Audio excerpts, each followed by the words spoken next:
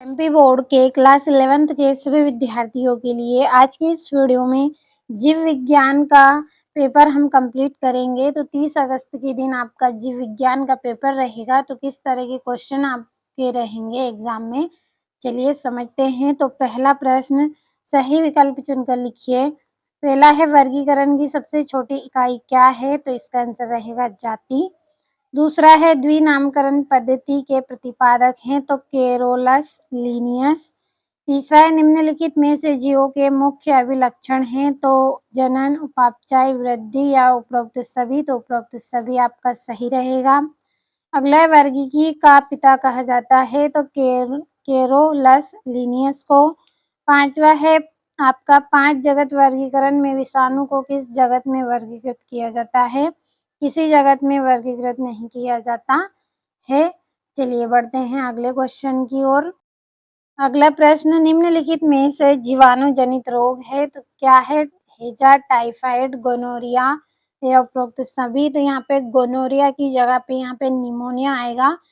तो ये आपका जो आंसर है वो क्या है? उपरोक्त सभी है। यहाँ पे निमोनिया, क्योंकि जो जीवाणु जनित रोग है वो हैजा भी है, टाइफाइड भी है और निमोनिया भी है।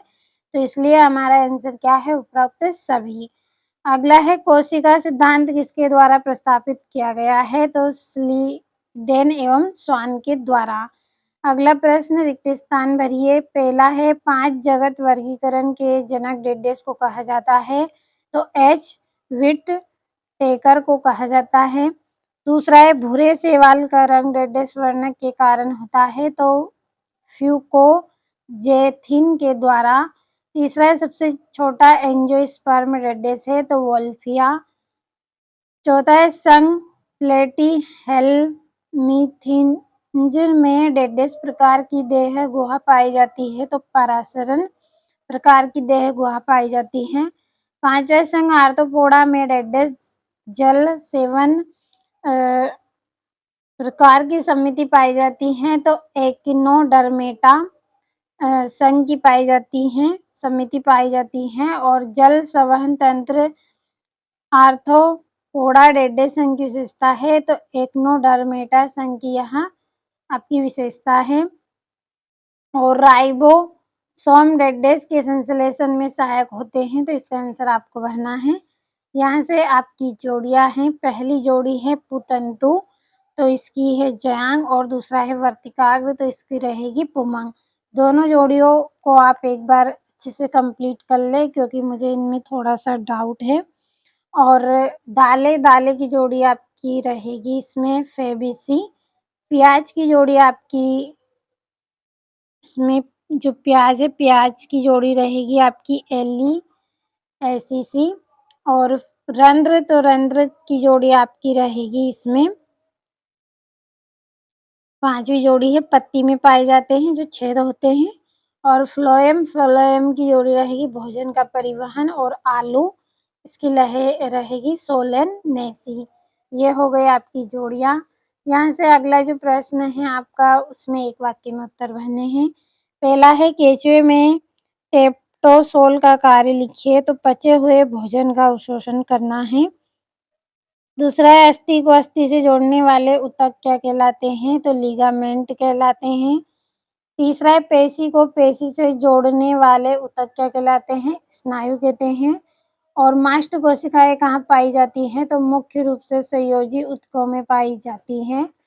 पांचवा है, कॉकरोच किस संघ का जंतु है? तो आर्थ्रोपोडा संघ का जंतु है।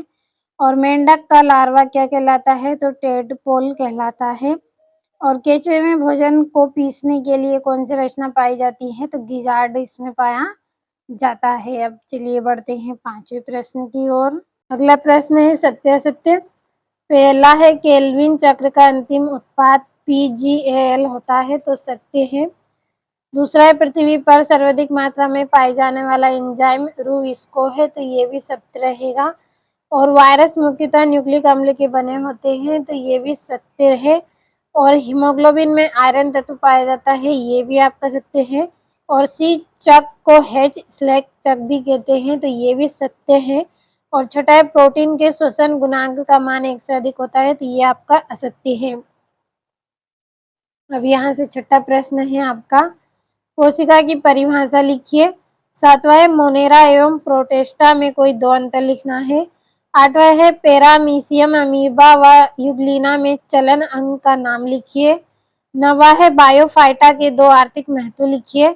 10वां है बायोफाइटा को पादप जगत का जल स्थल पर स्तर चर क्यों कहा जाता है।